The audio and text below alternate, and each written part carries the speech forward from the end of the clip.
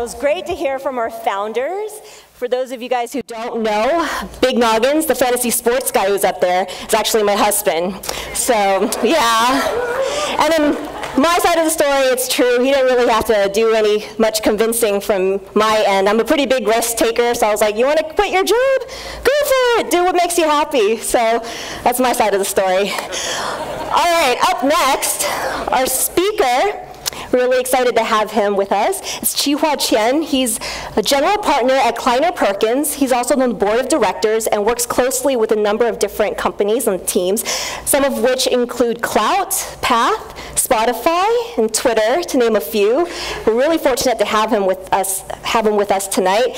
He's also, before he became an investor, he was also an entrepreneur himself and has had a number of successful exits. So we're really excited to see what he has to say and want to welcome him up on the stage. Let's welcome Chi-Hua. Yeah, thanks for coming tonight. Thanks for having me. Yeah, so let's test it out. Here we are. Can you hear me? All right. So one of the main questions that we wanted to ask and are wondering about is, as a VC, what leadership qualities do VCs look for in entrepreneurs? So that is a simple question that doesn't have a very simple answer, unfortunately. All right. Let's hear it. I think it's important when you think about entrepreneurship to kind of decompose the elements of success. And there's a difference between entrepreneurs, leaders, and managers. And oftentimes, those three get confused, but those three skill sets are very, very different. An entrepreneur is someone who specializes in creating. If you're an entrepreneur, you create something out of nothing. You're the person who comes up with an idea. You see the future, the product you want to create to make that future happen. You collect the resources to go do it, and that creative process is really a unique set of skills associated with being an entrepreneur. Being a leader is all about inspiring. You don't necessarily have to come up with the idea as the leader. You don't necessarily have to be the one who builds it, but you need to inspire others and gather them around that idea to go pursue a big, bold vision. And then a manager is all about empowering. A manager neither creates nor inspires, but facilitates other people to go and get that done. The greatest entrepreneurs are all three. The people who take it from start to finish, somebody like a Bill Gates, somebody like a Mark Zuckerberg, somebody like Larry Page-ish, or a Steve Jobs 2.0, right? Those people, they could create, they could inspire, and they could facilitate. But oftentimes, those skill sets don't exist within the same person. And part of being self-aware as an entrepreneur is knowing what do you do well, what do you hope to do well, and what are you unlikely to do well. Therefore, you want to build those skills around you in your company. So when you're looking in which teams to maybe invest in, how are you picking up on these qualities of who is that entrepreneur, who is the manager type thing? Yeah, that's a great question. So, generally, leaders are pretty easy to pick out. They tend to be charismatic individuals. They tend to speak well. They tend to communicate very forcefully, very effectively. And in context, you can usually see a leader. Managers are the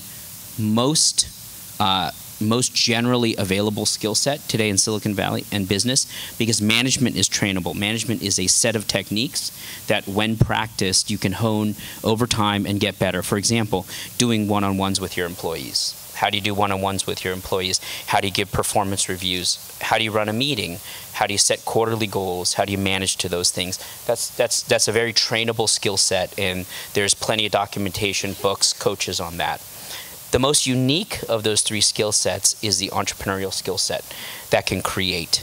And to be perfectly honest, it's hard to tell when somebody has the ability to create something from scratch and understand it. I remember, meeting Jack Dorsey really early on when he was doing the Series A round of Twitter, and he was telling me this story about, how he was a taxi dispatch operator, and he always thought it was so interesting that all the taxis should be able to broadcast their location at any given time, and he created this thing with not enough vowels called TWTTR in order to allow people to broadcast information.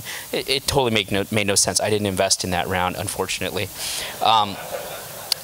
But that's the genius of the ability to see the future and to create something for it. I remember the first time I met Joe Fernandez of Clout, he was introduced to us by a mutual friend from Las Vegas, which is where he's originally from. And the guy from Las Vegas says, this guy's brilliant, you should meet him. He walks into my office. It's 2009. He says, I'm going to build a system that can measure all of the influence of everybody on the internet and turn it into a single score. And I looked at him, I said, Joe, that's a great idea. You're never gonna do it. Thanks so much for your time, but we're not funding you. A year and a half later, he comes in, he built it, and he shows me, and I'm like, wow, you really managed to pull this off. And at that point, we funded the company. So perhaps it is that I'm just actually a terrible judge of those who are able to create these products. But I think in general, it's pretty hard to pick them. And a lot of times, if you know the market really, really well, and you get alignment around that vision, like the first time that I met Dave Morin when he was creating Path, I had already been through the Facebook experience, had been involved in funding that company when it was 6 employees, and then Dave came and he explained to me why in the shift to mobile and in the shift to a real-time world, people didn't want to bring 1,200 friends with them everywhere. They wanted a smaller, more trusted real-time network. In that case, I got it, I understood it, and so we were able to make the decision to fund him at the A round. So for those of us here who are aspiring entrepreneurs and maybe we're not sure if we have the ability to create or not, is there advice or suggestions that you can give for us to kind of develop or create that ability to create, to come up with ideas? Because some people, they have ideas coming at them left and right, and others, is there a way to develop that? Sure. So I think the first thing to think about is be pretty honest with yourself and ask, am I usually right? Most of us would love to be usually right. When I go home, I learn from my wife I'm usually wrong. But there's something that you're really, really good at, and you work on that, and you have a view of what the future is. And be honest with yourself and figure out, am I usually right in being able to understand what's coming in terms of the future and what products or services are going to go solve that problem? If you have a burning passion for that, then you should go be an entrepreneur. If you consistently understand what set of problems need to be solved and can articulate those clear solutions which turn out to be right, and only time will tell, then you have that gift, that capability to be an entrepreneur. Now, everybody can be an entrepreneur. What I'm talking about is a very specific form of tech entrepreneurship that involves building hyperscale products for the internet. Anybody and everybody, I think, can certainly be an entrepreneur as a small business person, exercising your gifts, exercising the abilities that you have in creating a business. But to create some of the businesses that we invest in, these hyperscale internet businesses, I'll quote my friend Daniel Ek, who runs Spotify. The way Daniel thinks about businesses, and he's a 4-time successful entrepreneur, so he's clearly one of these individuals who is gifted as a creator of products. He says he looks at a situation that he really, really gets annoyed at, and he thinks to himself, this is not the way the world should work. And I know how the world should work, so I'm going to go build a solution that reflects that elegance with how the world should work. So in the case of Spotify, for example, he was in Sweden. He was willing to pay for music. He could not buy music no matter how much money he was willing to pay because of all the way that all the licensing worked and iTunes worked and a number of different constraints there. And he was forced to go to illegally download music in an environment where he was more than happy to pay for it, and he knew exactly what he needed to do. That was the catalyst that created Spotify. And he thought to himself, I live in a Scandinavian country with insanely fast internet. I ought to be able to just have a jukebox in the sky that streams all of the information or all the media files down to me in real time, regardless of whether or not those licenses might exist in a particular geography, in a particular context with a particular file type. And then you link that to what I think is the second most important trait about successful entrepreneurs is perseverance. it took him, I'm trying to remember, I think it was 5 years to launch the service in the United States, because the music labels would only give him the rights to do it in small countries around the world, because they didn't want to threaten their core market, which was the US. And what he did was he started with Scandinavia, and then he proved that in Scandinavia it actually did not cause further declines in digital music revenue. It ended up reversing the trend with digital music revenue, and people started actually paying more money to listen to music because the customer experience was that much better and they were willing to pay for it. And then he convinced the European heads of the music labels to participate. And then he spent several years and years, working on convincing the ultimate CEOs and American leaders of the music labels to participate.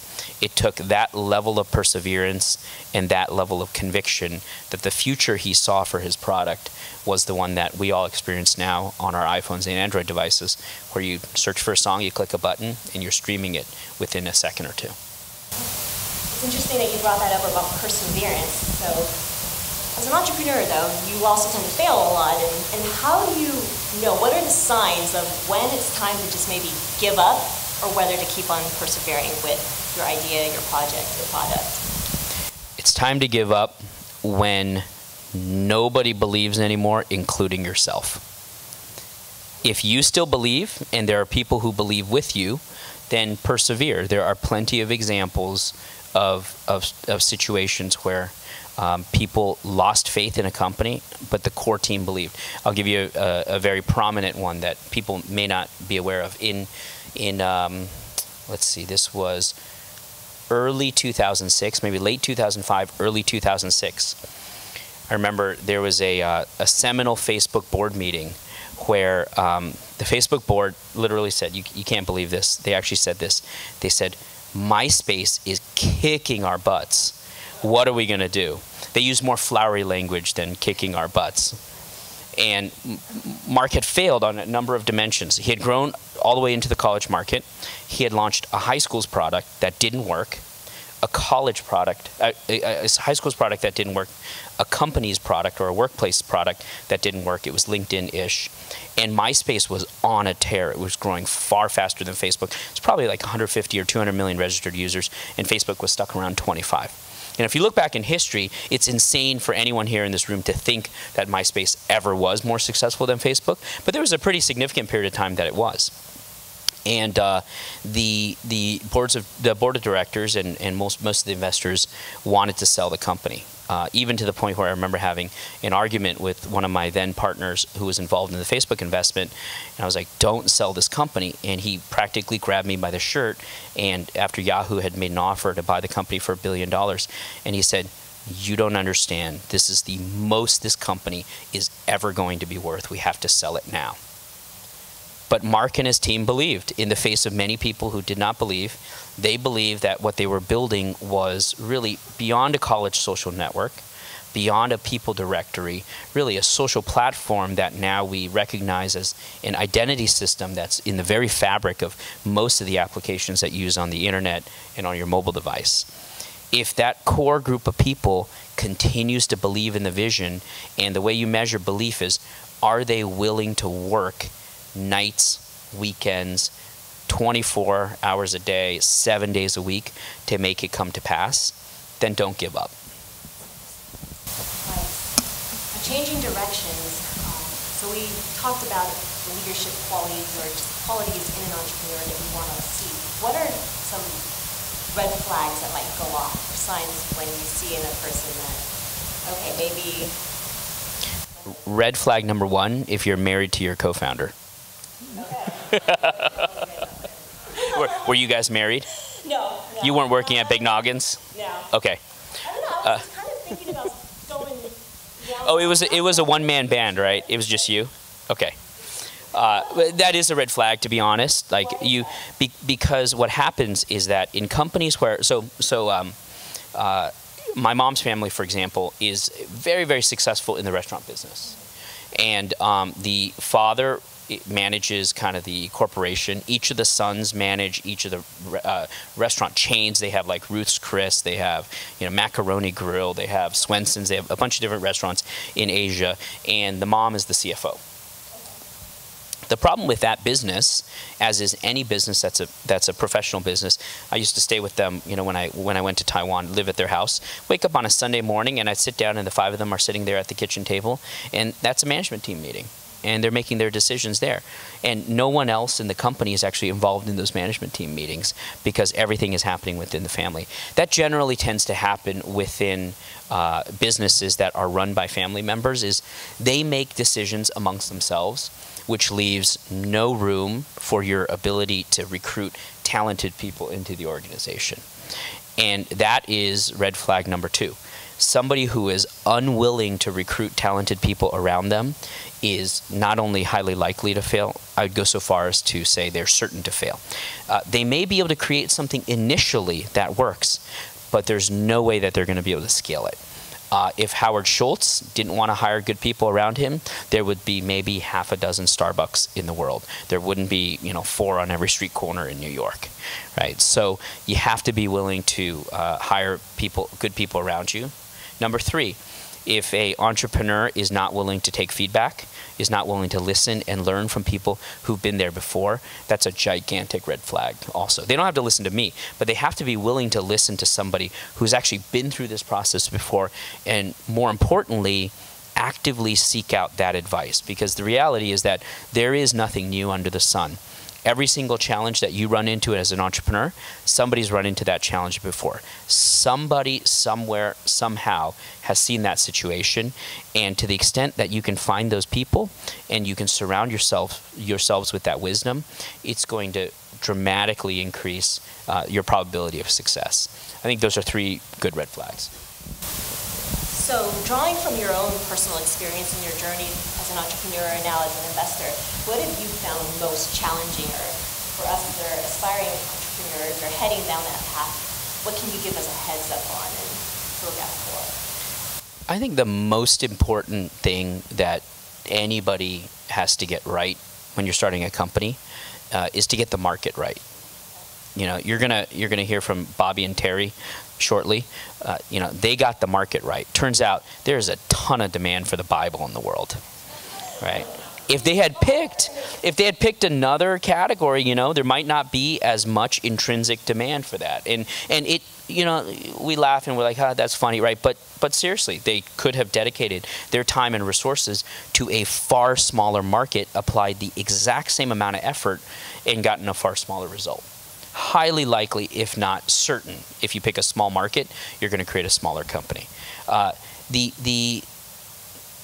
The dirty little secret, I think, around startups is that it's easier if you pick a big market and a hard problem than if you pick a small market and an easy problem. And the reason is, in a big market with a hard problem, you can recruit great people who want to go on that journey with you. In a small market with an easy problem, you're going to be by yourself, or you're going to be working with B and C players who are like, yeah, this will be kind of easy. We'll be big fish in a little pond.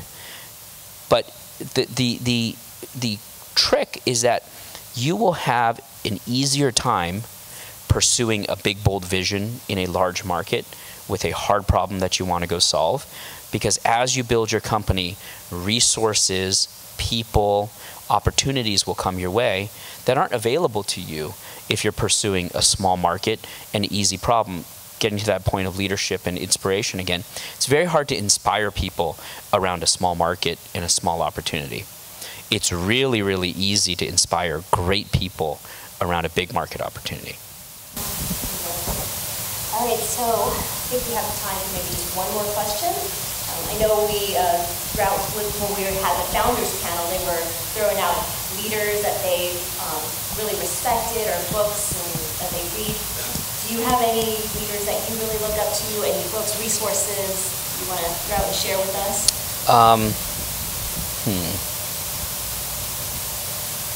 So 2 books really changed my view on business. The first is a book that my pastor wrote called Holy Ambition. Holy ambition is quite simply the personal expression of the belief that we were all created by an infinite wise God to do something great in the world.